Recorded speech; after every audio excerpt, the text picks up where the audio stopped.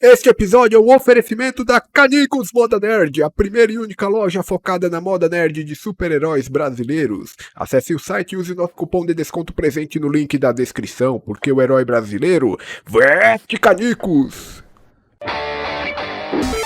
Spidercast, O podcast de cultura geek. Saudações, sejam bem-vindos a mais um episódio do Spidercast. Eu sou o jornalista Alfredo Carvalho e hoje tenho o prazer de receber aqui no programa o grande Celso Affini, uma das maiores referências aí no que se diz respeito de conteúdo de retro gamer do YouTube. Celso, tudo bem contigo? Tudo sim, mas que exagero, que é isso?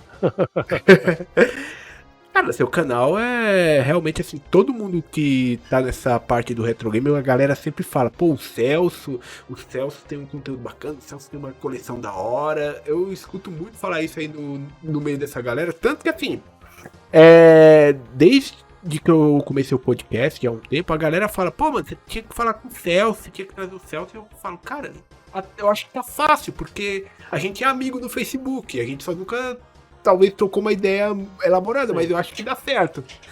Aí, quando foi recentemente, eu recebi o pessoal da comunidade Mega Drive, ao qual você também já fez parte da equipe, né?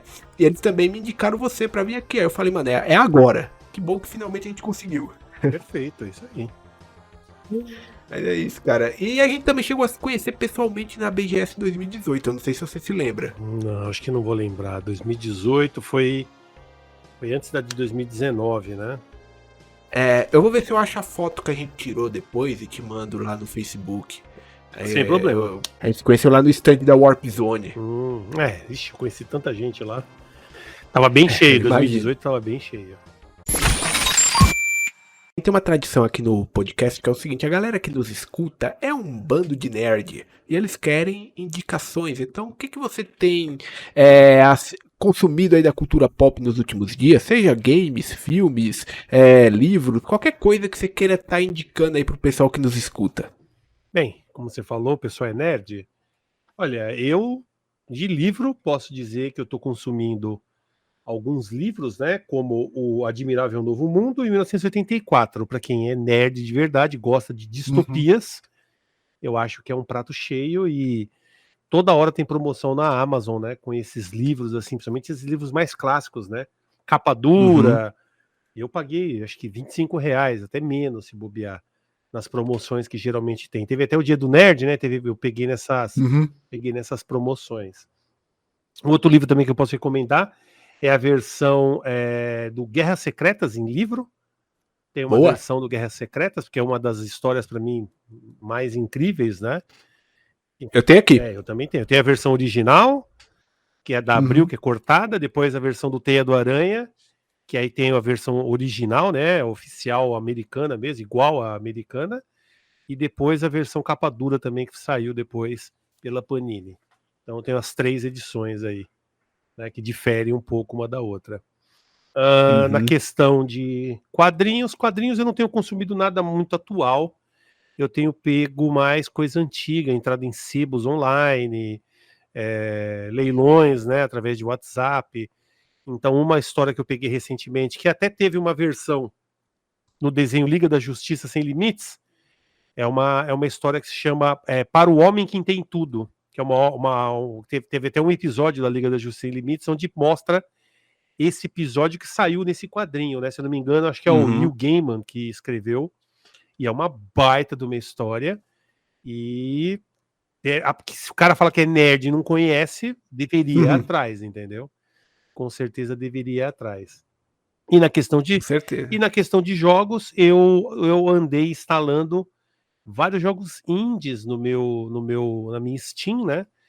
Então eu recomendo quem gosta aí de jogos também, muitas vezes não gosta de jogo moderno, né? Tem muita gente que não gosta de jogo moderno, então pega uma Steam e pega só os jogos indies. Você vai ter jogos aí como Ódalos, vai ter o Ódalos é sensacional. Quem gosta, ainda mais quem gosta de jogos tipo Metroidvania, vai adorar Ódalos, né? Também tem o Niken também, que é praticamente ali um jogo baseado em jogos de NES, né? O negócio é fantástico. Então, pega, né, tira um pouco desse preconceito bobo que as pessoas têm de jogo Uhum. moderno, principalmente jogo indie, também tem gente que fala que jogo indie todos são porcarias, e passa a jogar Não. uns jogos bons, né? Tanto que eu falei de jogos aí da... Nossa, agora me fugiu o nome da empresa, mas é uma empresa nacional, Joy Masher. Joy Masher. Eu já trouxe aqui pro podcast o Danilo, O que é Danilo é o gente cara que finíssima, produziu. o Danilo é gente finíssima. Também tem, né, o jogo até que fizeram também, baseado bastante em Contra, né, Contra Hard Corps. Blazing Blazing Chrome. Chrome, exatamente. Então, deem uma chance aí, comece a dar uma olhada que vocês vão ver coisas excepcionais dentro aí da indústria índia, né? Quem tá decepcionado com os AAAs aí atuais, não vai se decepcionar muito com os jogos indies, são jogos muito bons. Tem o novo deles, que é o Moonrider. Eu Também, ainda não joguei, mas eu quero eu jogar nem ele, comprei cara. esse jogo ainda, nem comprei ainda. Eu preciso pegar, Eu também não comprei. eu preciso pegar. Eu tô esperando ele entrar numa Ah, promoçãozinha. Ele tava tá. num preço bom. Quando ele foi lançado, tava R$ 35, se eu não me engano. Na PSN ele tá uns 85 Então, pau, na cara. PSN fica caro, né? Agora, É. PC é sempre mais em conta, né? Nesse ponto aí, né? Principalmente jogo indie, jogo brasileiro, né? Uhum. Os caras lançaram recentemente uma outra empresa, né? Que eu acho que você conhece, a Satellite Studios, Uhum. né? Eles lançaram o Pocket Bravely. Sim, Tava sim, conheço, sim. Recebi até uma key do boa. jogo, é muito bom. O jogo é fantástico. Eu tava até jogando ele um pouco, aí eu dei uma parada para poder fazer algumas outras coisas, mas nossa, é fantástico o jogo, muito bem trabalhado, né? Uma aventura assim sensacional, espetacular. Tô esperando sair a versão de PS4, né? Mas o jogo, ele lançou na Steam e ele também tá baratíssimo, tá? Tipo, o conteúdo que ele traz, O né? modo Tá história, 75 então, o modo pila. história eu não consegui terminar ainda, é bem longo o modo história. Os caras trabalharam bastante nesse jogo, cara. Uhum. E, tipo, pra cena de jogos brasileiros, a gente tá até que bem E representado o aí. Just Wong deu uma moral muito grande, ele adorou esse jogo aí. Ele recebeu também, né, jogo e tudo mais, ele fez uma propaganda Uhum. ferrada, né? E o Just Wong, todo mundo lembra, deve lembrar, né? Daquela famosa luta entre o Daigo e o Just Wong no Uhum. Street Fighter 3, onde o Daigo defendeu o especial da Chun-Li completo e virou a luta ganhando, né, em cima do Just Wong, né? Aquilo lá, inesquecível, né? É uma cena que até hoje. Tanto que saíram versões de Street Fighter 3 com modos que você tem que refazer aquela cena. Uhum, você tem que Né? fazer aquele treinamento do parry. Isso, cara, é muito louco aquilo ali. Entrou pra história, né, dos fighting Uhum. games. Você lembra como foi que os games, os videogames entraram na sua vida? Ah, eu lembro sim. O videogame Como é? entrou na minha vida da seguinte forma. Isso lá na década de 80, né? Bem no começo, né? 83, 80, não, 84, meu pai Uhum. foi para o Paraguai. Porque na época, né? Para quem não lembra, né? Dessa época aí, a inflação aqui no Brasil era monstruosa, você não conseguia comprar nada, porque todo dia Uhum. era rotulado um novo preço nos produtos. Então, meu pai provavelmente deve ter trocado dinheiro por dólar e foi para o Paraguai, porque lá você podia comprar o preço bem mais em conta, né? E aí ele Uhum. trouxe um Atari. Eu já tinha conhecido o Pong, né, no telejogo, na casa de um vizinho, mas o Atari realmente foi, porque assim, estava em casa, né? Então, meu pai comprou primeiramente para ele. Sim. Eu não pedi o videogame, eu não pedi o Atari, entendeu? O Atari veio até mim e aí eu comecei a jogar bastante, né? Joguei o jogo do Pac-Man, Asteroid. Então joguei bastante, né? E praticamente ali começou o meu gosto por videogames. Foi praticamente ali 84, realmente. Caramba, o Atari eu costumo dizer que eu nunca vi um de perto. Eu conheço a história, mas assim, tipo, quando eu comecei já tava ali nos Nintendinhos da vida, né? Uhum, Master System. O que eu sei do Atari são algumas coisas assim que saíram pra ele, tipo Pitfall, né? uhum, Pitfall, o próprio Pac-Man, que quando eu joguei já era uma versão um pouco mais moderninha dele. sim. Mas é um console assim que eu conheço muito pouco dele, mas eu acho que aqui no Brasil foi a porta de entrada para muita gente. Não, ele foi porque o que acontece? Enquanto nos Estados Unidos ele estava definhando Aqui no Brasil a coisa começou, né? Tem até o documentário do Marcos Garret, Sim. onde ele fala, né, em 1983, quando o videogame chegou no Brasil. Foi aí que o negócio explodiu de verdade. Tudo bem que a gente já tinha a Taito, né? A Taito do Brasil já tava com os fliperamas e tudo mais, mas o fliperama mesmo já não era assim tão famoso, e houve sempre um preconceito com os fliperamas, né? Que se manteve por muitos anos, né? Por, sei lá, 2, 3, 4 gerações ainda ficou bem marcado aí, eu acho que uns 40 anos ainda de sempre falar, só tem maloqueiro no fliperama, só tem trombadinha. E na verdade é uma coisa que começou na década de 70, né? Esse preconceito aí. Dependia do lugar onde tava o fliperama, né? Quando eu era moleque, meu pai ele não deixava eu ir nos lugares pra ir no fliperama. Ele falava: não, eu vou comprar um videogame pra você e você joga em casa. Ele achava isso mais seguro do que eu ir pro fliperama. Então, mas só que no princípio não era por segurança que os pais não deixavam a gente ir no fliperama. Na década de 60 e 70, acho que mais pra década de 70, né? Na década de 70, o problema era que o pessoal contra a ditadura militar se reunia nesses lugares. Então, muitas vezes os caras Ah, tá. acusavam você de ser um dos membros lá, um dos chefes do partido lá, dos caras que estavam se rebelando, e aí você sumia, né? As pessoas sumiam naquela época lá, né? O Dopcoy lá matava mesmo a galera.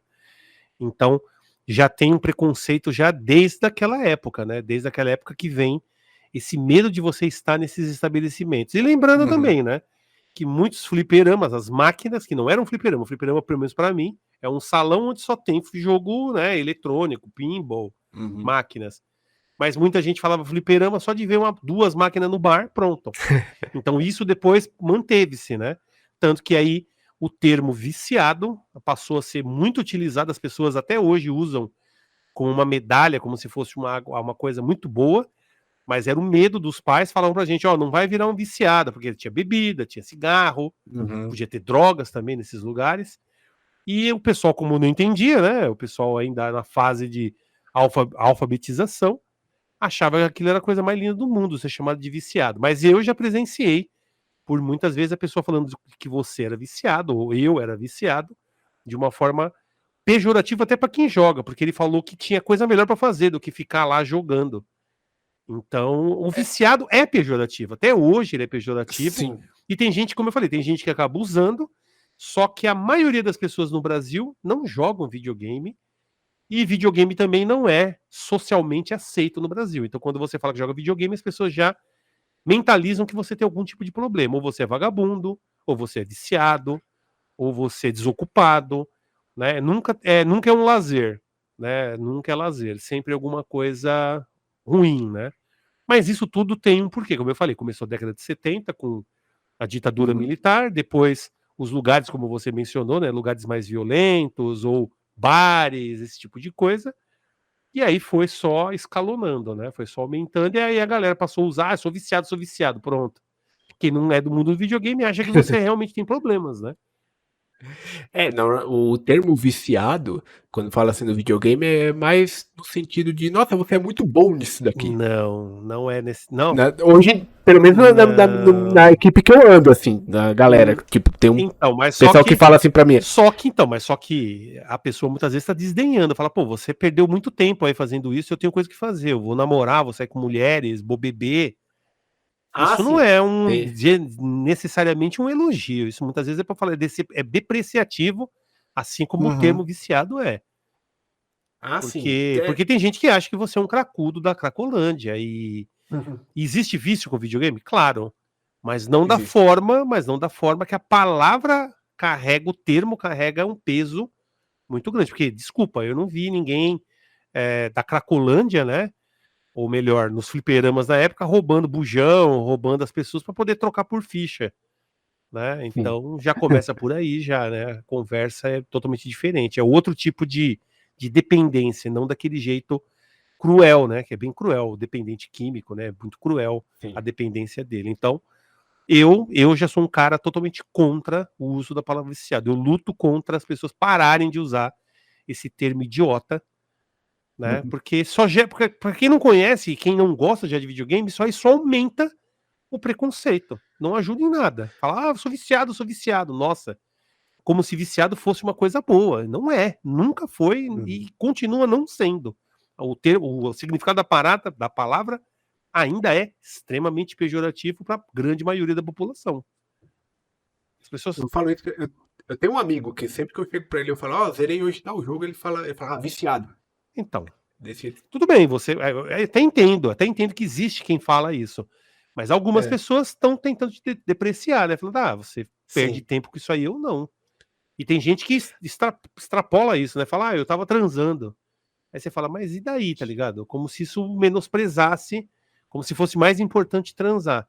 Muitas vezes você vai pegar doença venérea, você vai engravidar uma moça, e aí? É bom isso? E você não tem como cuidar depois da criança, não vai casar, e aí? Tem vários problemas também em fazer sexo. Sexo não é só alegria. Como também jogar videogame também não é só alegria. Tem seus problemas também.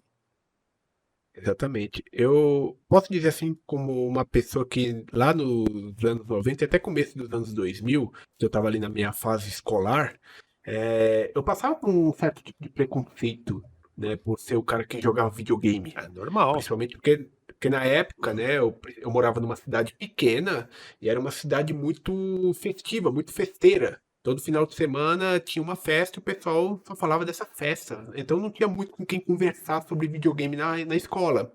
E às vezes, quando, sei lá, surgiu o assunto, o pessoal sempre olhava meio torto. O Alfredo, o cara que não vai às festas, o cara que joga videogame. Então, videogame sempre carregou um pesar aí pejorativo. E como eu falei, né, quando a gente começou esse papo, videogame não é aceitável socialmente no Brasil. Ponto. Isso é uma realidade, Sim. isso é um fato, não é uma opinião minha, isso é fato. Se você falar que gastou R$ 100 com videogame, muita gente vai te olhar torto no trabalho, na faculdade. Agora, se você falar que gastou R$ 100 em cerveja, pô, que da hora, isso é demais. Então, ser alcoólatra é bom, ser jogador de videogame, não. Ser viciado, né, como o pessoal fala, não. É uma inversão de valores, Não é né? nem inversão de valores, é um entendimento social que nós temos no nosso país. Né? O pessoal não entende, não enxerga isso dessa forma, e o próprio jogador, se a gente for ver, a própria pessoa que joga, ela é preconceituosa com ela mesma. Né? O que mais tem por aí, cara? Não, então, mas é o que mais tem. E o detalhe, nós temos canais gigantescos, né? Pessoas, eu não vou citar nomes, acho que só o que eu falar já vai saber quem que é. Eu acho que eu já imagino. Tem pessoas que usam máscaras e dizem que quando aquilo não render mais dinheiro, ele vai poder tirar a máscara e ninguém vai saber quem é ele, porque por que ele vai ser atrelado a videogame? E é um canal de sucesso onde um monte de gente vai lá e chama o cara de tiozão. Né? Então, você pode ver, o cara ganha dinheiro com videogame e ele odeia, ele não quer atrelar a vida dele a videogame, por quê? Porque videogame é uma coisa horrível. Então, veja só como que é. E tem muita gente que não percebe, a própria pessoa gosta de videogame, mas ela mesma, ela não fala. E o detalhe, é óbvio, você não precisa falar o tempo todo de videogame, basta você ter outros gostos, né? Outras atividades que você pode fazer. Como a gente falou no início, livros, quadrinhos, até séries, né? Bem que assim... Séries, filmes. tem muitos filmes, animes, né? Mangá, tem um monte de coisa que você pode fazer, né? Também quem tem gente que gosta de futebol, gosta de outros atividades, então você não precisa falar só disso, mas esconder, tem gente que esconde, tem gente que não fala sobre videogame, ainda mais se você tiver, que nem eu tenho 47 anos, muita gente, se você fala que gosta de videogame, as pessoas já te olham e falam, poxa, com essa idade você gosta de videogame? Como se videogame fosse para criança. Existe um entendimento ainda no imaginário popular que videogame é uma coisa de criança. E lembrando, né? O Brasil, o pessoal fala, tá em 10º lugar em vendas de jogos, mas é 1 bilhão. Acho que 2 agora esse ano, né? Foi feita a média lá, 2 bilhões que faturou. Mas se você comparar com os Estados Unidos, são 50, 60, sabe, bilhões.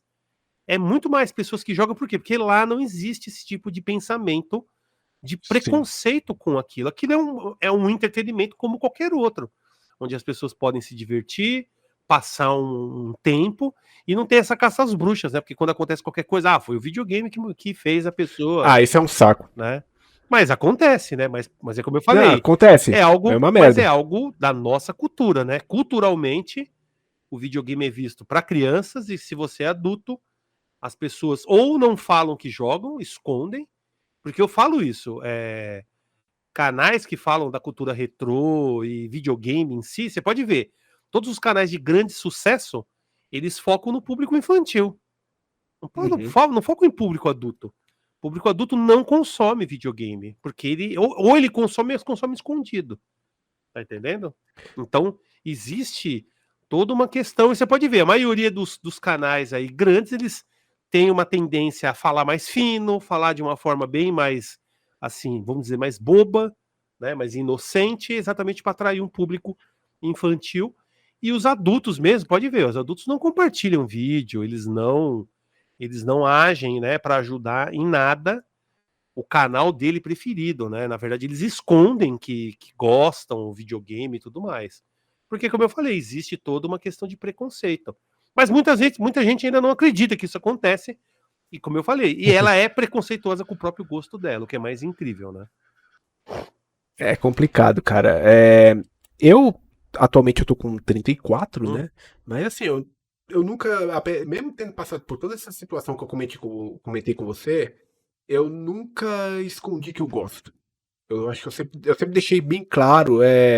Eu fiz primeiro uma faculdade de ciência da computação e depois eu fiz jornalismo. E quando eu entrei para o jornalismo, eu entrei com um pensamento, assim, um objetivo muito claro. Quero trabalhar com cultura pop, né? Uma coisa que eu ainda não alcancei. Mas isso era uma coisa que eu deixava muito claro na faculdade, não menosprezando as outras coisas. Mas enquanto eu estava numa turma que, enquanto a grande maioria da turma estava lá, sei lá, falando de pautas que são importantes, tipo, sei lá, feminismo, é, cotas raciais e todas essas uhum. coisas, eu era o cara que sempre que tinha oportunidade tava fazendo, e a gente podia escolher nossos temas, né? Eu escolhi um tema voltado para cultura nerd. Então, tipo, meu TCC foi sobre quadrinhos, Uhum. né? Eu já fiz trabalho sobre videogames, fiz trabalho sobre bandas de música de rock. E isso eu via que às vezes algumas pessoas olhavam assim e falavam: "Nossa, mas esse cara não fala de nenhum tema assim muito entre aspas sério". Sabe, uma vez que uma menina chegou pra mim, ela era muito mais nova do que eu. Ela chegou pra mim e perguntou assim: "Você não tem vergonha de, tipo, você já tá com mais de 30 anos e ainda gostando de videogame?" Então, mas é o que eu falei, é uma realidade que eu É, tô falando. É como eu falei, eu não, não uma pura estou, realidade. eu não estou dando opiniões aqui, eu tô falando uma Uhum. realidade, fatos. Fato é que a maioria das pessoas. E detalhe, sabe o que é o pior? A maioria das pessoas hoje, a gente poderia dizer que são gamers, porque elas estão jogando no celular, pode ver. Se a gente for ver nas Uhum. pesquisas, a maioria das mulheres jogam, mas jogam no celular. Aí muita gente fala, ah, mas celular não é videogame. Não, é. Se tem É. lá o aplicativo, você joga, é. Porém, muitas elas não se colocam nisso, por quê? Porque elas nem fazem entendimento.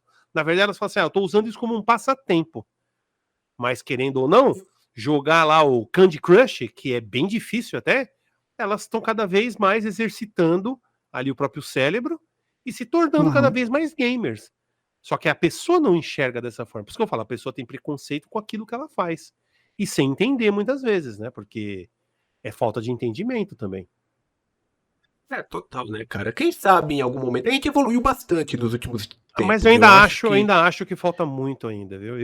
falta. Eu não vou ver isso mudar, né? E tanto que minha luta sempre foi essa. Eu, com meu canal e minhas opiniões sempre foram essas. Né? Por que ter vergonha de algo que, sabe, você que paga? Que nem a pessoa vai na sua casa e fala assim: "Ah, a cortina tá suja. Pô, você tá incomodado? Tira lá e vai lavar. Na sua Exato. casa, você que faz a regra. Se a pessoa tá incomodada dentro da sua casa, você falou, mano, você vai pagar a conta? Não, então sai fora. Uhum.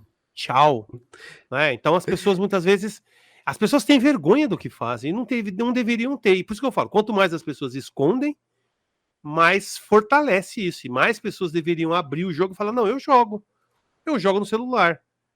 Qual o problema? Eu passo meu tempo lá. É um passatempo, como a muita gente faz. Ah, eu jogo 2 horas por dia. Nossa, que viciado. Aí você vai ver o cara passou 10 horas assistindo série no Netflix, ou novela, né? Porque tinha muita gente que assistia.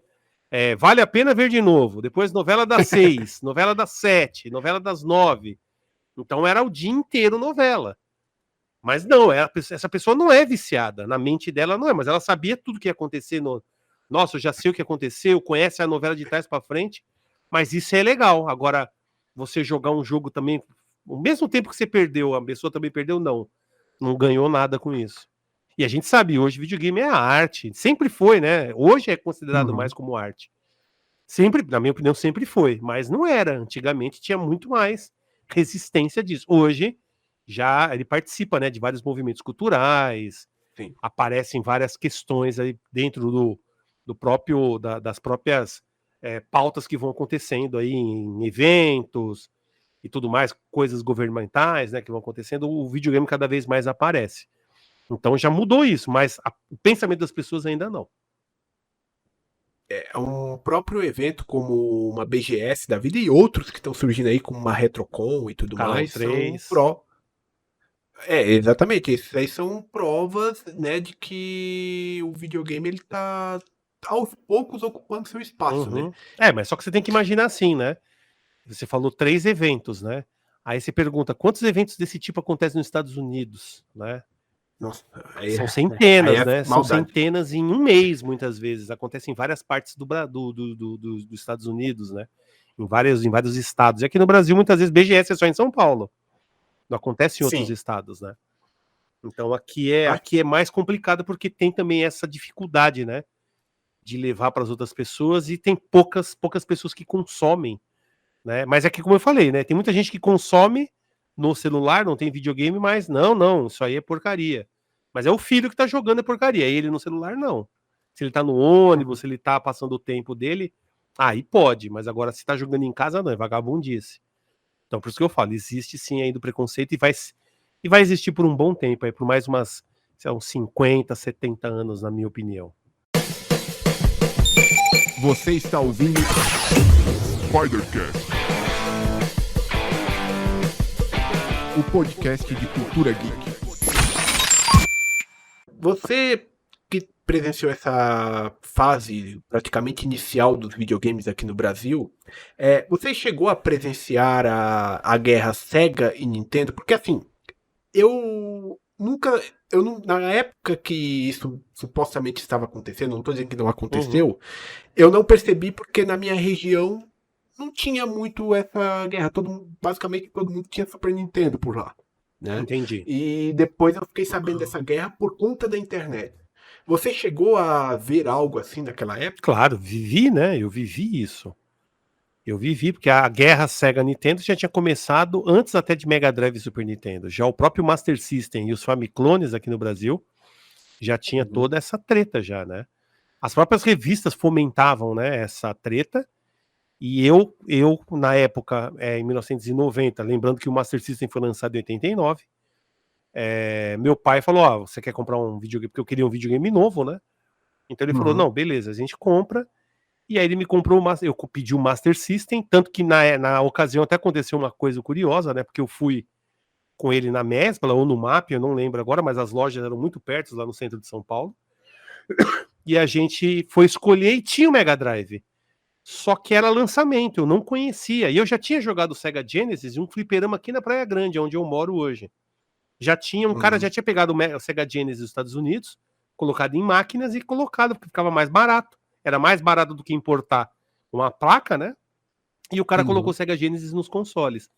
Só que o jogo que estava sendo demonstrado era Truxton, que é um grande clássico do Mega Drive, só que eu não conhecia. Se tivesse qualquer outro jogo que eu tivesse jogado a Ghost in Ghost, SWAT, Altered Beast, eu teria comprado, eu teria pedido aquele... Meu pai falou, você não quer esse videogame? Eu falei, não sei que videogame é esse. Eu quero o Master System. Você foi no seguro, que era o que você já conhecia os jogos. Eu sempre fiz isso, eu sempre fui naquilo que eu conhecia, que eu gostava, e fui naquilo, né? E aí comprei, fiquei com o Master System, e aí eu lembro, né, que isso aí, 1990, eu tava na 6ª série. Em 1991, eu estava já na 7ª. Então, nessa época aí, eu lembro que eu estava no primeiro dia de aula, né? Começando ali uma nova, uma nova série no ginásio. Era ginásio na época, né? Era ginásio. Eu não sei como é que tá as nomenclaturas hoje em dia, mas eu sei que mudaram. Sim, mas era ginásio. Hoje acho que é ensino médio, né? Se eu não me engano, ou básico, eu não me lembro agora também. Mas de qualquer forma, em 91, deixa eu verificar, 91, não, isso aí foi, não, foi no 1990 mesmo, 1990, né, eu tava, porque na verdade o Master saiu final de 80, não, saiu final de 89 e eu peguei o meu no final de 1990.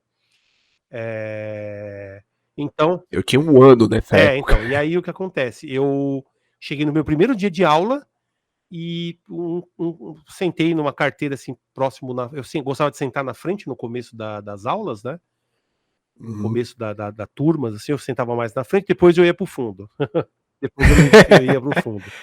Mas aí sentou um cara, né? Acho que foi na minha frente, ele perguntou: e aí, tá o seu nome? Eu falei, pá, não sei o quê. Ele se apresentou, era o Ricardo. E aí ele perguntou: que videogame você tem? Eu falei: olha, eu tenho o Master System, né? Ele falou: então sai de perto de mim, porque você não pode sentar perto de mim, porque eu tenho o Phantom System. Caralho. Praticamente ele me escorraçou e depois ele deixou bem claro que eu não podia chegar nem perto da casa dele, eu não podia seguir ele, não podia andar perto dele. Porque eu. E era sério? Sério, não podia. Não, eu só tive depois amizade com ele na 8ª série, porque eu tinha o Mega Drive e ele também tinha o Mega Drive. Aí Caralho, mudou, mano. mas antes disso não rolava. Né? Antes disso não rolava. Então, praticamente, eu passei o ano de 1990 todo tipo, meio que de canto, né? Assim, olha, você não pode chegar perto de mim, né? Então, foi bem assim. Infelizmente, foi isso que eu vivi. Né? E lembrando, né? O Master System era o videogame mais desejado da época, porque tinha propaganda, tinha sessão Uhum. aventura, né? Onde tinha lá o Master Dicas, aparecia propaganda Tectoy naquele programa lá como que era? O que tinha até o Miguel É, Falabella, nossa, agora me não é fugiu. aquele, não é aquele com o Luciano Amaral, não, né? Não, não, era antigo, né? É o alguma coisa show. Eu me esqueci agora, sinceramente, o nome desse programa. É um programa antigo, né? Video show, video show. Então tinha isso, tinha o programa do Gugu, que tinha lá o Playtime, o Play Game, se eu não me engano, aonde as pessoas participavam dentro do jogo, né? Do castelo do jogo do Alex Kidd. Então todo mundo queria o Master System, mas quando os pais não podiam comprar, as pessoas simplesmente ficavam bem decepcionadas, né? E aí, o que Imagino. acontece? O meu tem que ser melhor que o seu, né? Porque, querendo ou Uhum. não, naquela idade lá, né? Eu devia ter ali em 90, 13, 14 anos. Então existia toda essa questão, né? As pessoas ficavam furiosas, né? As pessoas achavam, não, o meu tem que ser melhor do que o do cara. Então, isso aí, mas é normal, eu acho que para a idade, para essa idade assim onde as pessoas não têm muito, né, muita maturidade, é normal ter esse pensamento até. Mas eu vivi isso na pele, né? Tanto que eu lembro que eu ia pra locadora e tinha o Luciano, e ele me seguia na locadora, aí eu pegava a Shinobi e ele falava: Nossa, no NES tem, no Phantom System tem Contra, muito melhor, joga de 2, pega arma. Aí eu pegava o Outrun e ele, nossa, tem Ridge Racer, né? Ridge Racer não, Rad Racer pro Turbo Game, muito melhor, capota o carro, papapá. Então era realmente uma encheção de saco, tanto que eu me tornei ceguista ferrenho e odiava a Nintendo por causa disso, por causa dos colegas, porque é uma coisa que eu já até descobri depois em 93, que o grande problema são os fãs, não a empresa, né? Não é a marca que é o Sim. problema, é os fãs que são os idiotas e que deixam essa impressão ruim, né? E eu tive essa impressão, porque eu vejo muita gente falando, nossa, mas onde eu morava, a gente ia na casa dos outros, jogava. Eu falei, não, eu era proibido de chegar perto, porque eu era playboy. Eu estudava em escola pública, então eu era playboy, eu era lixo, né? Eu não podia chegar perto das pessoas, as pessoas tinham desprezo por mim por ter um Master System. Caramba, mano, que coisa doida aí, né, cara? Assim, tipo, é difícil de imaginar, mas ao mesmo tempo também a gente vê como as coisas são hoje em dia com a internet. Como as pessoas tratam os outros na rede social, porque talvez não tenham coragem de fazer isso pessoalmente, e a gente vê Não, um tem pouco sim. disso. Eu acho que tem porque fizeram isso pessoalmente comigo na minha cara. Falaram, você não pode ir perto da minha casa porque eu tenho um videogame X e você não tem, você tem outro e eu sai fora, te odeio. Então não é à toa que tem treta Xbox e PlayStation. Não é à toa que tem, porque as redes sociais só intensificaram essa treta. Antes era no tete a tete, mas a coisa não era tão assim. O cara não me bateu, né? Ele só falou que eu não podia ir na casa dele, né? Não podia chegar perto da casa dele, só isso. Mas tem um pequeno detalhe. Nesse tempo aí, vocês eram crianças, adolescentes, não sei. Adolescente, 13, 14 anos. Então, adolescentes. Hoje em dia, isso acontece com um marmanjo barbado que às vezes já é até pai de Mas família. normal, porque é assim, o ser humano é mesmo. Você pode ver que existe isso também no futebol. Se o cara é corintiano, o cara despreza e odeia quem é palmeirense. E o cara até mata alguns, se tiverem na rua lá e ver você com a camisa, você pode até ser morto. No videogame isso não acontece, mas no futebol acontece. Então isso aí já é uma tendência do ser humano. Né? É uma tendência do ser humano, é inerente do ser humano. Se eu sou do amarelo, então o azul é pior. Vamos socar os azul. É normal isso. Isso é foda. Do ser humano. E quais foram assim, tipo, os jogos que você diria que marcaram a sua vida? Eu sei que o termo marcar é uma coisa que você pode jogar uma coisa hoje e isso ser um jogo que marcou você, mas quais são assim, os principais que naquela época você diria que mais marcou a sua trajetória nos videogames? Olha, o que mais marcou, na verdade, pra mim foi Double Dragon. Não é Double Dragon, é Double Dragon, que nem o pessoal falava na época, né? Então, Double Dragon pra mim foi o jogo realmente que ali sim, ali eu realmente comecei a olhar o videogame e falar, não, eu quero isso agora isso é minha vida. Agora isso aí é eu, e comecei a me apaixonar por videogames a partir por causa do Double Dragon, porque antes eu tinha o Atari em casa e o Atari já começou a ficar meio chato quando eu ia no fliperama, porque no fliperama tinha jogos muito melhores, muito mais coloridos, com sim. músicas muito melhores, mas nada ainda assim me fazia, sabe, eu vou, sabe, pirar com isso. A partir do Double Dragon, realmente, eu comecei a intensificar o meu gosto. Eu falei assim, não, os bonecos eram enormes, você tinha 2 players, você jogava faca, dava chicotada. Já naquela época, né, já tinha, o pessoal reclama hoje, né, de violência nos jogos, já tinha, batia em mulher, batia em tudo que tava andando na tela, você socava, tá ligado? Então você já tinha um monte de doideira já no jogo. E chamava muita atenção, principalmente a música. A trilha sonora era extremamente marcante, para mim ainda é uma das melhores trilhas dos videogames, e ainda tinha a questão, né, que você chegava no final, e se você tivesse jogando de 2 players, vocês tinham que brigar para ver quem ia ficar com a menina que estava presa, né, que foi sequestrada. Tanto que eu tenho 2 amigos, né, que moram aqui na Praia Grande, que é o Sidney e o Samuel, que quando eles chegavam no final e viam, eles falaram, não vamos brigar por causa de mulher, eles se jogavam no espeto. Que doido! Morriam e falavam, não vamos brigar por causa de mulher, porque o meu irmão, eu não vou brigar por causa de mulher. E eles se matavam e dava game over. Que doido não, se você for ver, o próprio criador preveu isso. Que você podia se matar. Sim. Você podia se matar, você podia matar o seu parceiro, mas eles falavam, não, eu não vou brigar com meu irmão por causa disso. Seria tipo o pior final do jogo. Porque você tinha que matar o seu irmão pra ficar com a mulher. E detalhe, lembrando que a Marion é namorada do Billy e não do Jimmy. Então o Jimmy foi lá pra ajudar o Billy ou pra ficar com a mina no lugar dele? Então isso aí também já tinha um questionamento que muitas pessoas não pensam nisso, entendeu? Mas eu lembro disso e pra mim é uma mensagem, sabe, sensacional. Por que eu vou brigar pra ficar com a mulher? Porque também se você deixasse o tempo acabar, morria e ninguém ficava com ninguém ficava com a mulher. Então já tinha essas escolhas assim, sabe, desde aquela época. Então esse jogo para mim é extremamente marcante, né? Foi o que me fez realmente falar assim, não, agora quando eu saía de casa, eu falava assim, eu não vou usar o passe, né? Porque não sei se você se recorda ou se você também chegou a fazer isso, mas os passes escolares, né? Dependendo de onde você morou, o passe escolar era a moeda paralela, né, do local.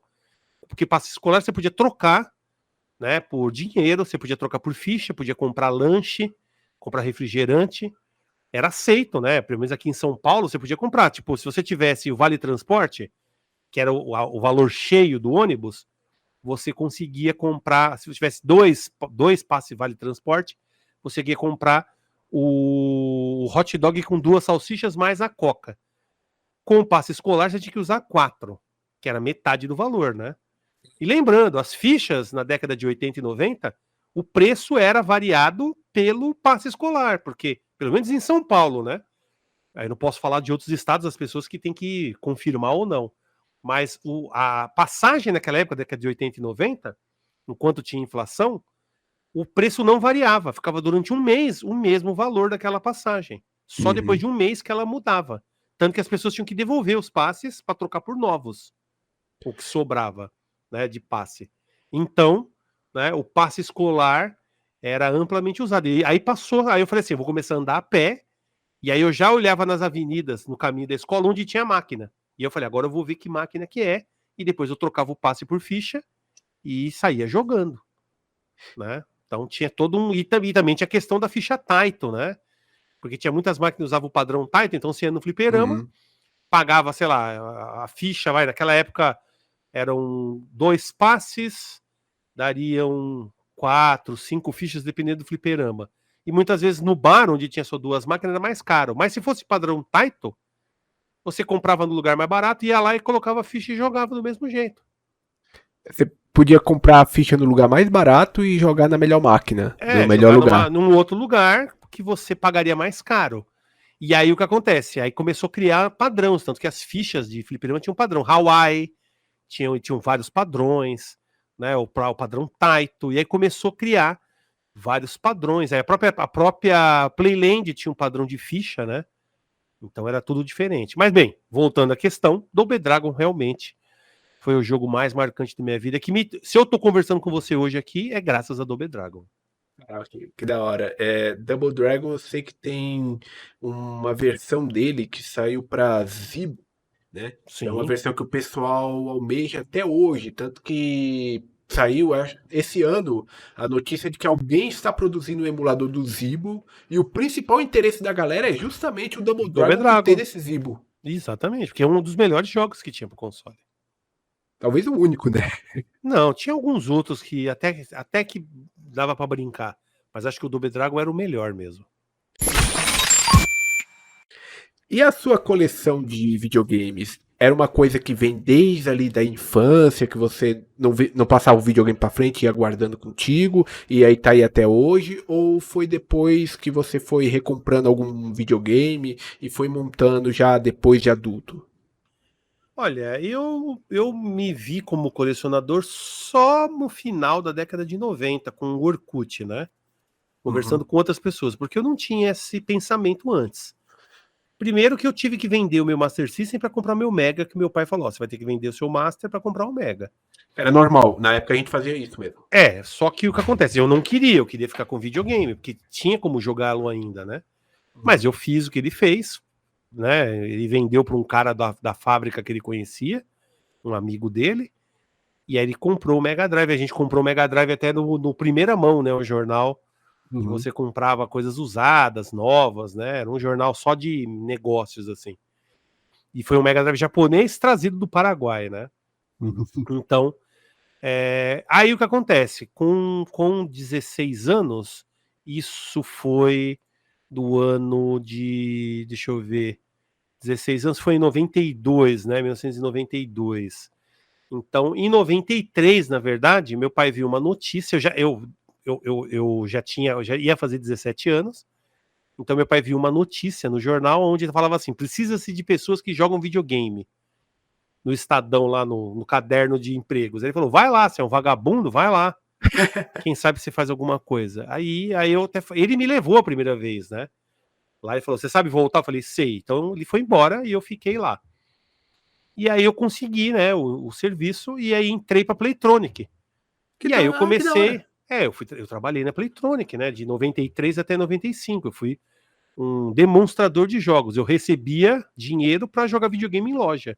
Você foi, tipo, primórdio do criador de conteúdo aqui no Brasil de jogos, né? Não criava conteúdo, porque eu ficava numa loja, né, e jogando videogame, e aí quando vinha um cliente e ele tinha alguma dúvida sobre o console, eu passava as informações técnicas. Mas é óbvio que eu joguei, né, tanto o Super NES como o Mega Drive também, né, porque o Mega Drive tinha também as baias, né, tinha aqueles stands, né, da Tectoy, e eu também jogava Mega Drive.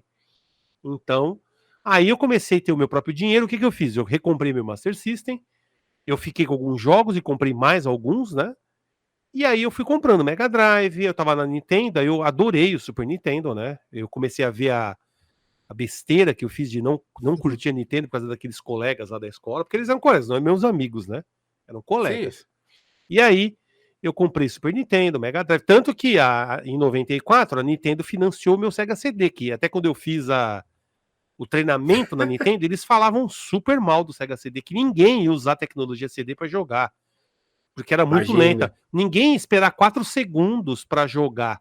Só que os caras não sabem que no Play os caras esperavam até 20, 30 segundos rodando com o videogame de ponta cabeça para jogar King of Fighters. Né? O pessoal não tava nem aí. Se pode jogar o jogo de graça em casa, o cara pode esperar 1 minuto, não tá nem aí. Isso não é problema.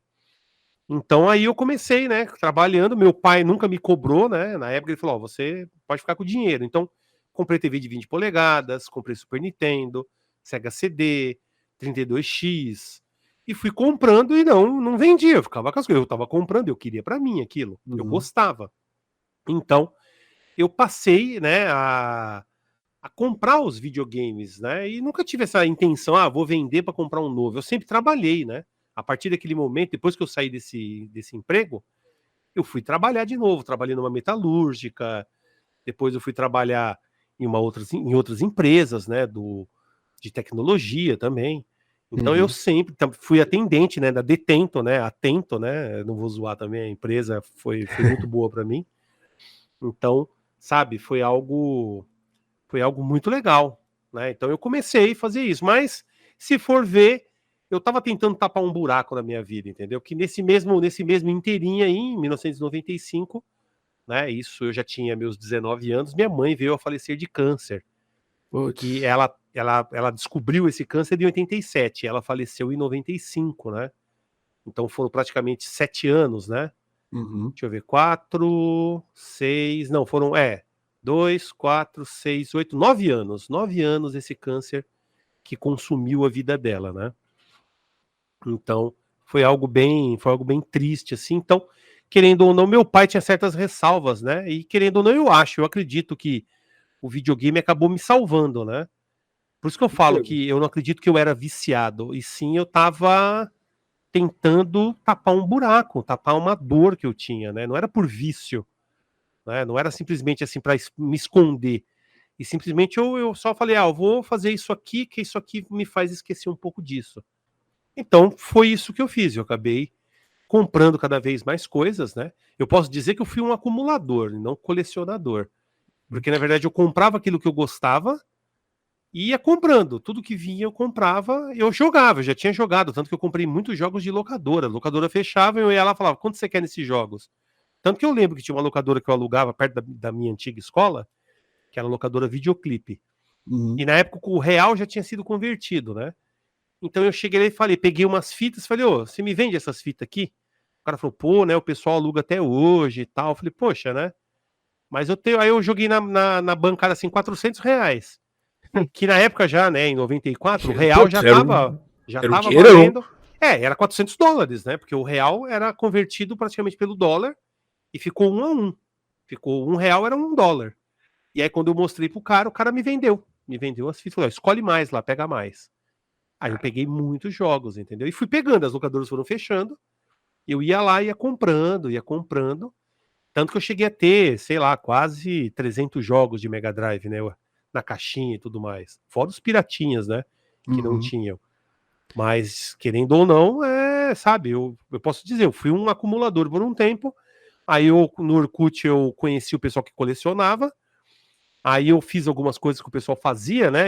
Aí eu acabei vendo que eu tava fazendo besteira, porque é algo que até tenho hoje um quadro no meu canal que chama Em Busca da Piratinha Perdida, porque eu me desfiz de muitos jogos piratas, mas eu fiquei com vários encartes, né, de jogos. Então eu tô atrás desses jogos agora para ver se eu completo novamente essa coleção que eu perdi, porque eu vendi porque as pessoas falavam, você vai ficar com o jogo pirata não vale nada.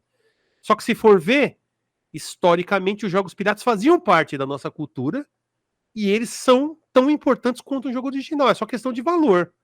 Sim. Mas só que o valor histórico é muito maior. Porque eram os jogos que a gente até alugava em locadora, não era só comprar o jogo pirata, era na locadora também. E lembrando, né? Isso por trabalhar na Playtronic, em 94, o salário mínimo, depois a pessoa pode pesquisar, eu acho que gerava em torno de R$ 70. O jogo Zelda Link to the Past custava R$ 125. Então, um jogo era mais que um salário mínimo. Né? Era mais que um salário mínimo. Um jogo. Por isso que eu falo, hoje tá caro ainda, R$ 300 um jogo, mas não é o salário todo, né? Não. Tá entendendo? E uma coisa que eu percebo assistindo seu canal já, que eu assisto há uns bons anos, né? Uhum. É que você não é aquele colecionador, aquele cara, como você mesmo falou, você nunca teve, não foi aquela intenção de ser um colecionador, você foi comprando aquilo que você gostava. Exatamente. E você nunca foi aquele cara que, tipo, vou comprar isso aqui só pra ter na coleção. Não, você queria ter aquele jogo, independente se ele fosse um pirata ou um original, mas você queria porque aquele jogo pode ter sido importante pra você em algum momento na sua Isso, vida. exatamente. E você queria jogar ele. Isso, exato. Foi essa a minha intenção. Essa foi sempre minha intenção. Quando eu comprei os jogos, eu comprei porque eu gostava, eu já conhecia, e eu queria ter eles fácil, porque eu tinha um pensamento que nem dos fliperamas, porque no fliperama, principalmente aqui na praia, né? Quando eu vinha de veraneio aqui na Praia Grande, então, que nem eu falei, né? E eu acho que foi por volta de 88, 89, eu encontrei a máquina do Double Dragon, que ela foi lançada no Japão em 87, né? Então, eu acredito que um ano depois, ou 2 anos depois, eu vi essa máquina. Então, pra mim, como eu falei, Double Dragon foi uma coisa, assim, maluca. Quando eu voltei no ano seguinte, cadê a Double Dragon? Ela sumiu. Uhum. E eu já tava começando a ficar bom no jogo. E aí eu falei, putz, né? Perdi no. E você não acha mais. Aí eu andava pelo bairro e não achava mais. Então eu comecei a falar, putz, eu não posso perder a oportunidade de jogar os jogos. Eu não posso perder a oportunidade de conhecer mais jogos. Sim. Então, quando as locadoras começaram a vender, esse mesmo pensamento, eu acho que. E não foi nem porque eu cheguei nessa conclusão, eu comecei a fazer isso naturalmente. Eu falei, eu vou comprar porque eu não sei se eu vou depois ter acesso a isso de novo. Quem sabe eu nunca mais vai ver isso. Óbvio que eu não sabia que ia ter Everdrives, emuladores e várias formas de jogar ainda hoje esses jogos, né? Então isso acabou, né, se mostrando assim, tanto que hoje eu vendi a maioria dos meus jogos, né? A maioria dos jogos, assim, os jogos de Mega Drive, Super Nintendo, eu vendi a maioria. Tanto que eu consegui praticamente 50 mil só de vender no jogo, né? E olha que eu nem vendi nos preços que o pessoal geralmente coloca aí, estapafúrdios, né? Eu vendo como raridade. Não tinha. Eu tinha alguns jogos, mas nada assim raro, né? Eu acho que o mais raro que eu tive mesmo foi aqueles jogos de caixa de papelão, que na verdade eu nem coloquei preço, né? A pessoa que me comprou, ela que ofertou, e eu falei, não, eu vendo. E eu vendi esses jogos de caixa de papelão. Porque para mim o jogo por si só, a lembrança, a memória dele já é importante. Eu não preciso ter o jogo para dizer que isso é importante.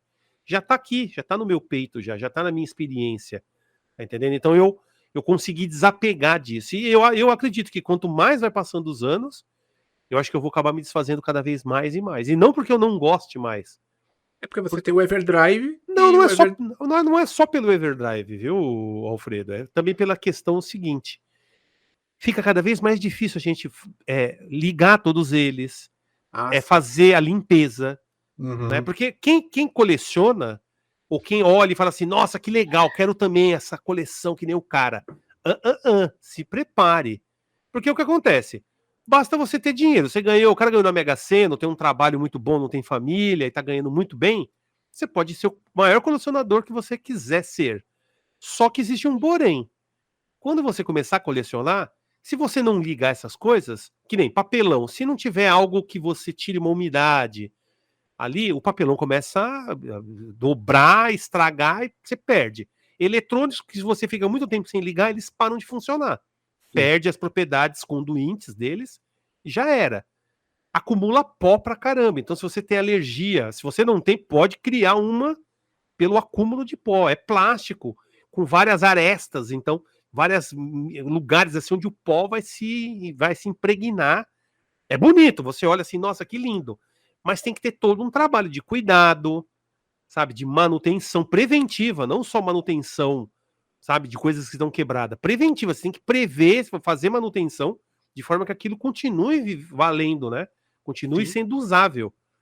Porque eu também não critico. A pessoa que quer ter algo para não usar, nunca usar, beleza, mas ela tem que ter em mente que aquilo depois ela não vai conseguir vender aquilo, é direto pro lixo. Vai estar quebrado, tanto que aconteceu com alguns colecionadores que eu conheço que foram tentar vender a coleção e nada funcionava. O cara só queria ligar uma vez, jogar uma vez e guardar. Só que o cara já tinha feito isso, jogou uma vez e guardou, deixou 10 anos sem mexer, o bagulho não funcionou. E aí ele teve que pegar de volta, mandar consertar e depois devolver para a pessoa. Caraca. Então teve um gasto prejuízo. ainda. Então tem que tomar cuidado. Coleção não é uma coisa, é bonito, é óbvio, você tem lá as coisinhas e tal, mas você tem que pensar em tudo isso. Vai manter essas coisas funcionando para sempre? E a gente vai envelhecendo, a gente vai ficando cada vez mais fraco, doente, tem que se preocupar com outras coisas. E ficar limpando e ficar arrumando coisa não vai ser mais sua prioridade. Então eu já começo a ver isso. Com o passar do tempo eu vou me desfazendo e vou deixar algumas coisas. Mas a maioria das coisas eu vou me passar para frente. Não tem por que mais existir tudo aquilo. Tanto que eu acho que o meu fim vai ser uma máquina de fliperama com um computador dentro, rodando tudo por emulador, tudo perfeito, que os emuladores rodam com perfeição, e já era, tá ligado? E pra mim já vai estar muito bom. Eu recentemente eu comprei aquele portátil da Ambernic, né? Uhum, E é o meu aparelho pra rodar esses jogos mais antigos hoje, cara. Pra uhum. mim também tá de bom tamanho esses aí. Mas quanto mais passa o tempo, mais. Porque o pessoal fala assim, tem valor. Não, tem valor. Com Mas certeza tem. você tá cuidando? Você tá vendo se tá funcionando? Porque jogo, mesmo o jogo precisa ser ligado vez ou outra. Pra ver se ele tá ativo, né? Pra passar energia na placa. Porque depois de um tempo aquilo estraga. Eu lembro que teve uma época que eu até quis recomprar algumas coisas, uns videogames antigos que eu tive na infância. Só que eu desanimei primeiro por causa do preço que a galera cobra, né? Eu vi que eu não ia ter acesso a todos os jogos que eu queria, porque tinha uns que o pessoal, sei lá, perdia a mão na hora de cobrar. E outra coisa também, que tem tudo a ver com isso que você tá falando, cara, os videogames que a galera queriam vender eram umas paradas tudo ferrada, tá ligado? O Super Nintendo, você olhava assim, todos eles eram trincados nas laterais, eram, sei lá, muito arranhado, muito mal cuidado. E eu falo, mano, a galera não tem cuidado com essas coisas, porque tudo bem, é antigo. Eu entendo que é uma coisa velha, é uma coisa mais antiga, mas ninguém naquela época teve, tipo, mais carinho com isso, pra esse negócio estar um pouquinho mais conservado hoje em dia. Então, mas é exatamente essas perguntas têm que ser feitas. Porque também, o cara que tem aquilo lacrado ou bem conservado, o cara vai pedir uma fortuna naquilo. Aí você pensa assim, compensa comprar esses negócios super caro para mim não. usar? Então, exatamente. Então, são várias questões. Colecionismo, eu acho que não existe nenhum problema em colecionismo, tá? Não tô querendo cagar nenhuma regra aqui, nem nada. Mas as pessoas têm que pensar nos prós e nos contras antes de entrar em algo assim. Tem prós e tem contras. Né? A pessoa quer jogar, a pessoa quer só deixar exibindo. Porque se a pessoa quer só exibir, tem gente que faz caixinha, compra sua caixinha e deixa exibindo na estante. O problema é que o pessoal cobra caro por uma caixinha às vezes também. Mas caixinha de papelão não. Às vezes não, é bem baratinho. Tá entendendo? Então tudo vai daquilo que você quer realmente. Ou você quer ter o jogo, você quer só se exibir, é só uma forma de mostrar que você tá é o rei da cocada preta. Então, tem gente que quer fazer isso, não tem problema. Só que se a pessoa não cuidar, se a pessoa não pensar, não planejar isso pro futuro, ela vai perder todo aquele investimento, aquele dinheiro, ela vai jogar tudo no lixo. E o detalhe, a pessoa fala: "Não, mas beleza, pode estragar, não tô nem aí". Beleza, você tem todo o direito de fazer isso, mas tá perdendo, né? Tá perdendo algo. Eu lembro que há muito tempo eu vi um vídeo seu no seu canal. Que você tinha, acho que tava abrindo um jogo de Xbox e era aquele jogo que a galera fica doido, que é que tem aquela. Não é uma regra, mas o pessoal fala, isso aí é muito raro, não pode abrir. Né? E aí você fez um vídeo lá abrindo o jogo, cara, né? Tipo, mostrando que você não tem muito apego a esse tipo de coisa de não pode abrir. Não, você abriu lá o jogo. Eu abri, sim, porque eu falava isso. Eu acho que o jogo. E o detalhe, se a gente for ver, e agora não é nem uma questão apenas não é um fato, é uma opinião, tá? Uhum. Mas porque hoje em dia eu até falo isso muitas vezes, porque as pessoas muitas vezes confundem se você está opinando ou se você está falando de fatos, né? Sim. Mas, na minha opinião, colecionar videogame é uma coisa das melhores que existem, por quê? Porque você pode reviver aqueles momentos. Você pode rejogar aquele jogo a hora que você quiser, tendo o jogo na sua casa. Tá entendendo? Então, Uhum. é diferente. Se você tem uma coleção de carros, você tem que ser um cara muito bem, sabe? Muito bem de vida. Sim. E deixar os carros funcionando e andar com os carros. Você vai ter que ter um espaço para andar. Dependendo do carro, se for um carro muito antigo, muitas vezes você não vai conseguir andar na rua da sua casa. Sim. Vai destruir o carro, entendeu? Então você tem que ter um local para poder. Que nem aquele. Tem um comediante americano que tem programa de conversa, né? Que nem o Jô Soares. Seinfeld. Não é o Seinfeld, é Jay Leno. O Jay Leno tem uma coleção gigante de carro, mas ele tem um hangar, ele tem uma própria pista para ele. O cara é milionário, né? Mas você pensa assim, então imagina, o cara com carro, imagina o quanto que ele não gasta. Com videogame você não precisa gastar essa fortuna para jogar o videogame.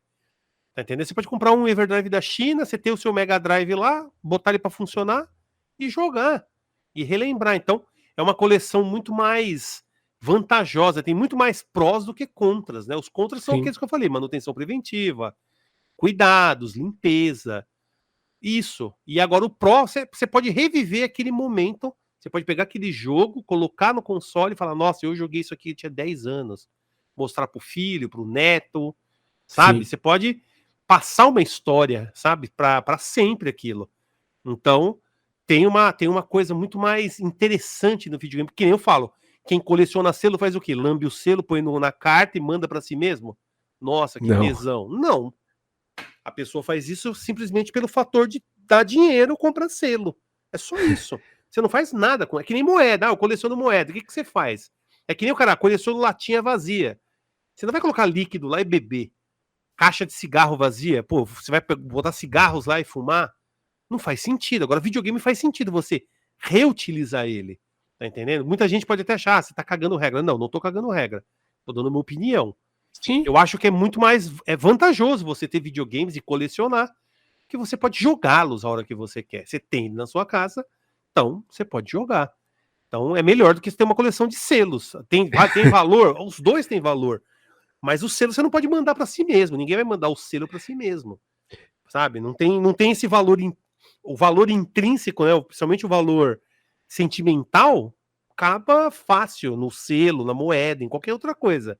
Agora, um videogame não, né? Videogame você tem uma utilidade muito boa.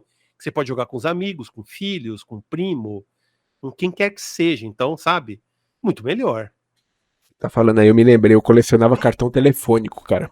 Exatamente. Depois que acaba o crédito, acabou. Não faz mais nada com aquilo. Só porque tinha alguns que. Não, mas tinha alguns que era muito bonito, né? Eram bonitos. Tinha paisagens, tinha alguns que eram especiais. O correio, como falo, a telefônica não, a Telesp, né? Era telefônica depois também. Também, mas eles faziam isso já pensando nesse tipo de coisa, né? Tinha uns que eram coleções, né? Que montavam paisagens. Exatamente, coleções, exatamente. Como foi que surgiu a ideia de você criar o canal Defenestrando Jogos? Olha, foram várias coisas que me fizeram criar, né? Primeiro que eu já gostava muito do termo defenestrar, né? Que é o ato de jogar, né? Ou atirar algo ou alguém por uma janela, né? Que se procurar no dicionário, defenestrar no século XVI, teve uma revolução lá religiosa e os caras pegaram a galera que não era religiosa e jogou pela janela, né? De uma torre. Uhum. Então defenestraram as pessoas, jogaram pela janela. Então, como tinha um personagem no Hitman, na história em quadrinho, né? Pra quem não conhece da DC, o Hitman, Tony Monahan, era um assassino, né? E ele tinha vários poderes e tal. E ele tinha um amigo, né? Que é o Six Pack, que tinha uma gangue. E um dos caras chamava Defenestrator. Ele se vestia que nem o Exterminador do Futuro, ele tinha, né? A pose de Exterminador do Futuro, só que ele dava uma janelada nos inimigos. Ele pegava uma janela e pá, dava uma janelada no cara. Ele literalmente defenestrava os caras. Então eu sempre gostava daquilo porque eu sempre fui uma pessoa que sempre fui muito sincera, falava a minha opinião na lata, doa quem doer, gostou, não gostou, o problema é seu. Então eu comecei a usar esse nickname, né, de defenestrador.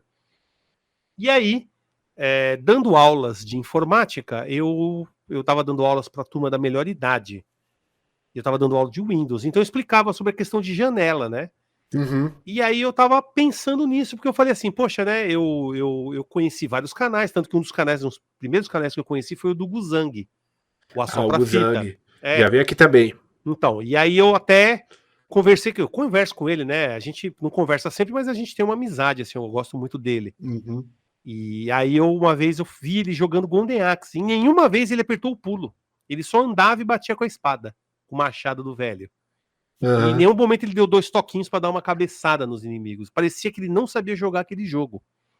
Então eu falei, poxa, eu vou fazer um canal onde eu posso jogar, defenestrar, porque, como eu falei, eu estava dando aula de Windows para meus alunos, que eram senhores, senhoras de idade, e eu comecei a pensar, caramba, o defenestrando acho que cabe aí, porque querendo ou não, se eu vou estar jogando jogos e as pessoas vão estar assistindo, eu não estou defenestrando aquele jogo, eu não estou defenestrando o jogo, jogando um jogo pela janela, Sim.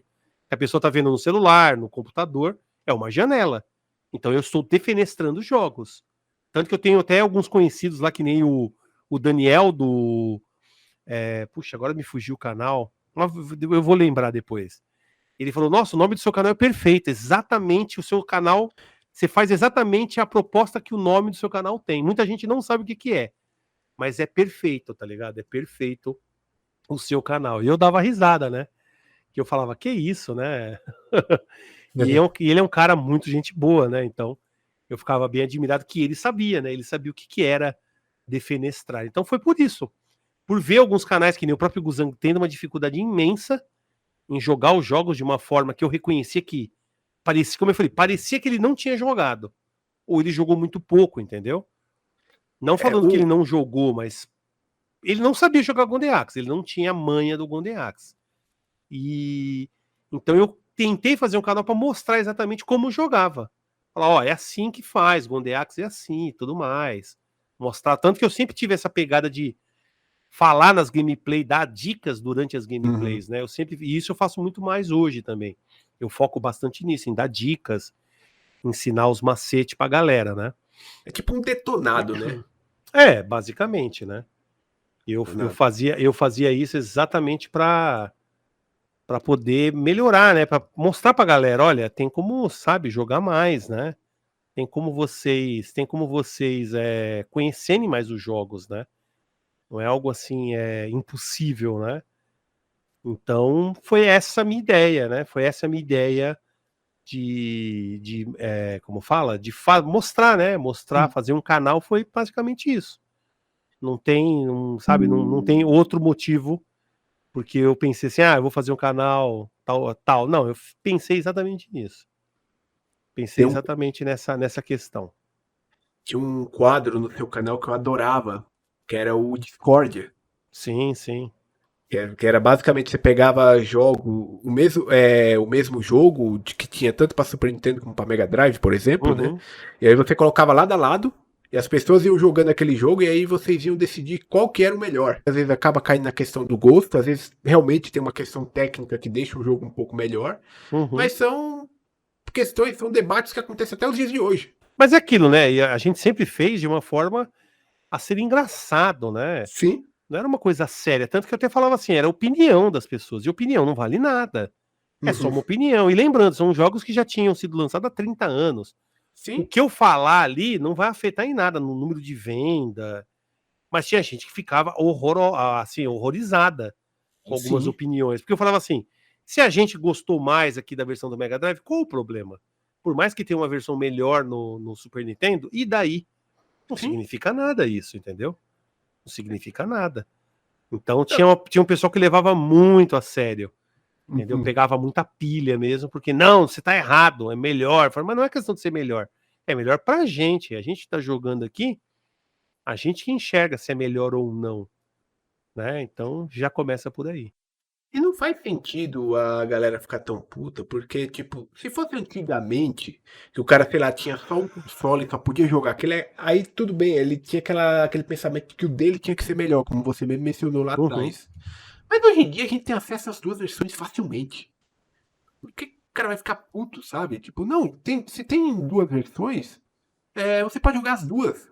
Principalmente aqueles que são muito diferentes. Sei lá, eu acho que um dos casos mais assim que me vem à cabeça é o Aladdin. Né? Uhum. Que você tem o Aladdin do Super Nintendo e o do Mega, que são jogos completamente diferentes. Quais deles é melhor? Não sei, os dois são bons. Eu tenho uma preferência pelo do Super Nintendo, porque o estilo do Super Nintendo lá, que é mais plataforma, me agrada mais, mas o do Mega Drive é excelente.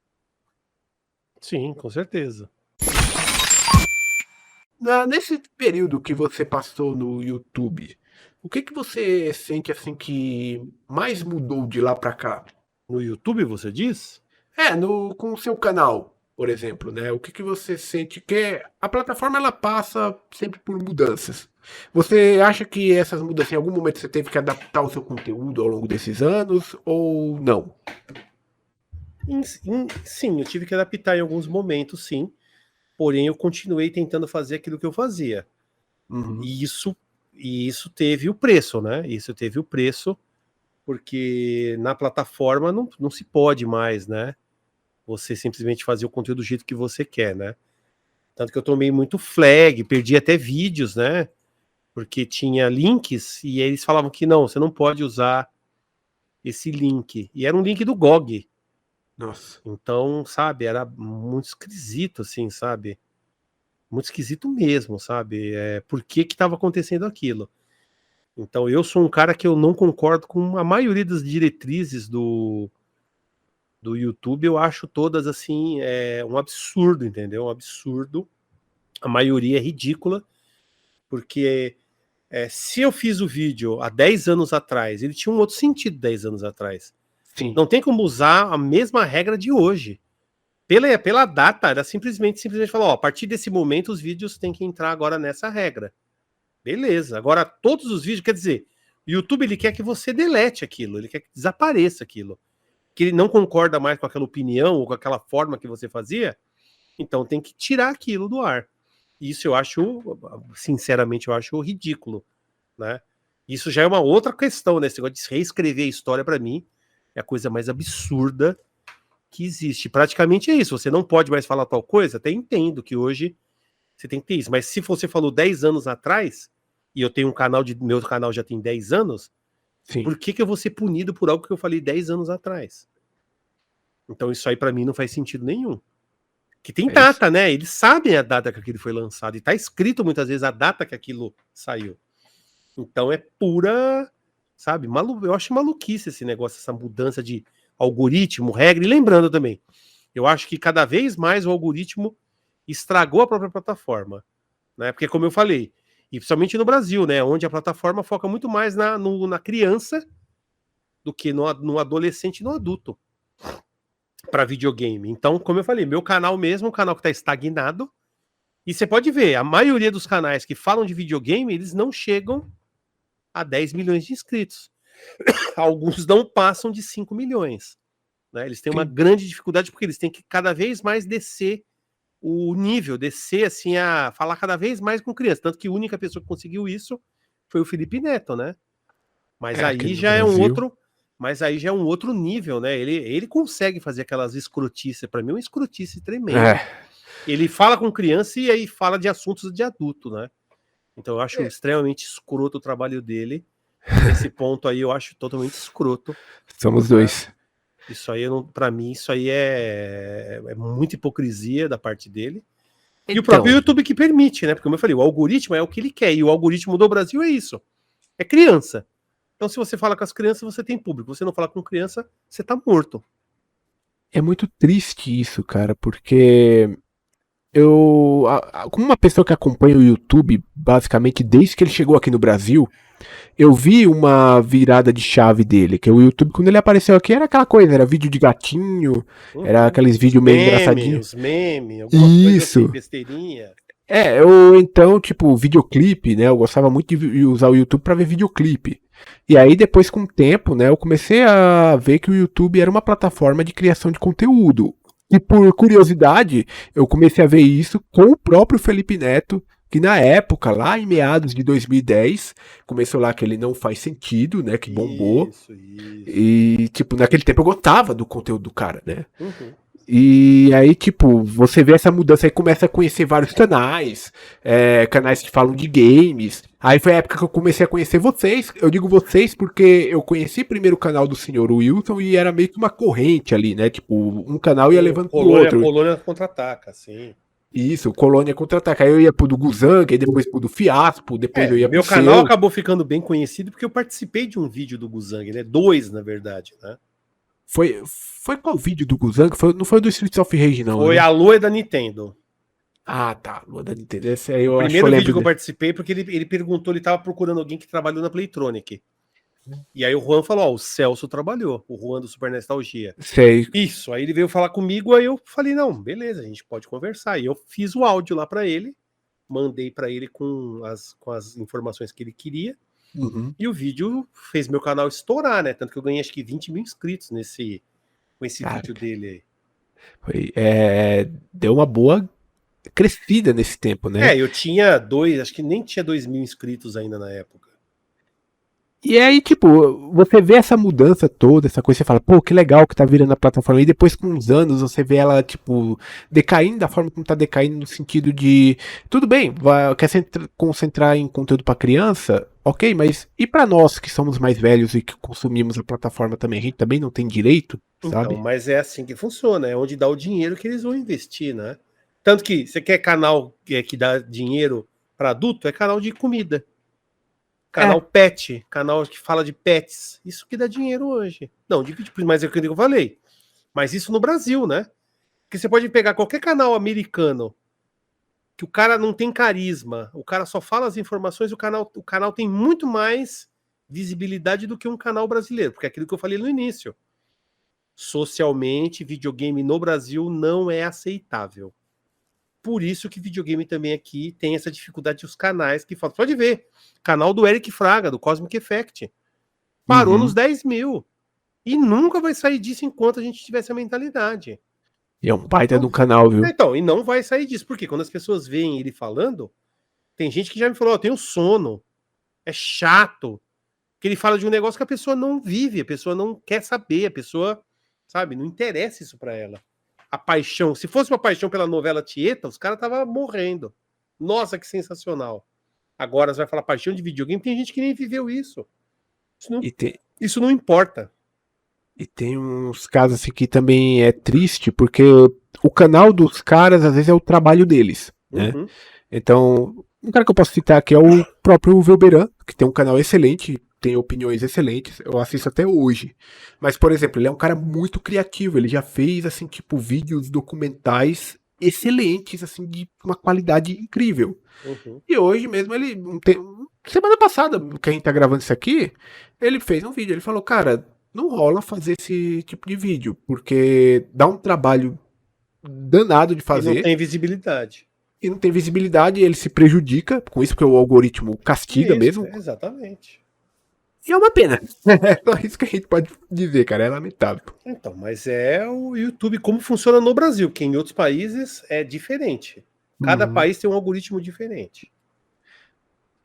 Quem sabe um dia, né?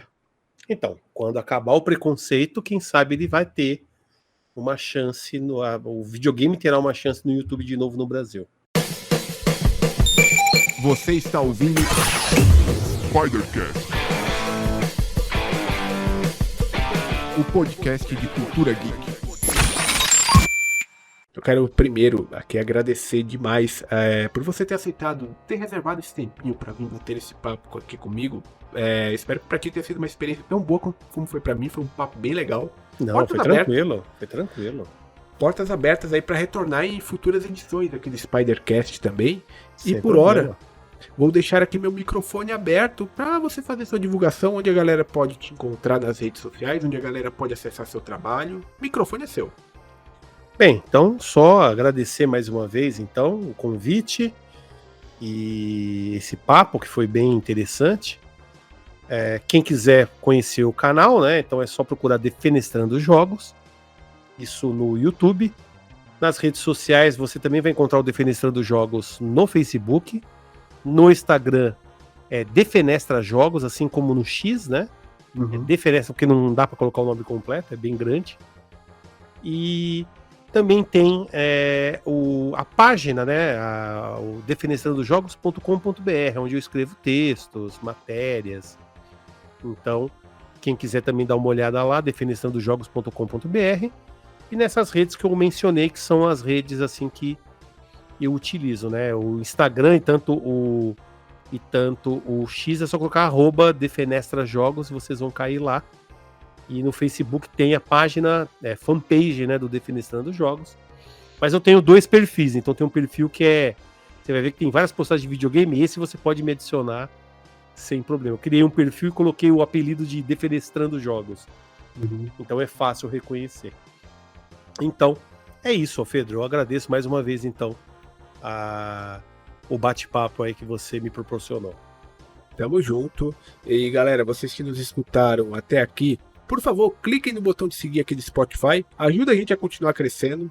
Também estamos no YouTube. Se inscrevam lá, deixem seu like, ativem as notificações.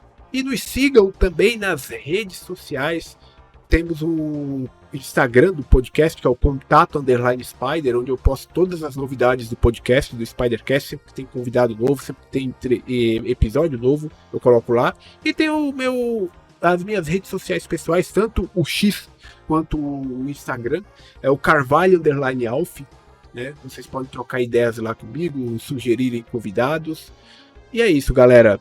Obrigado a todos que nos acompanharam até aqui. Eu aguardo muito vocês na próxima edição do Spidercast. Até lá! Valeu! Você escutou Spidercast, o podcast de cultura geek.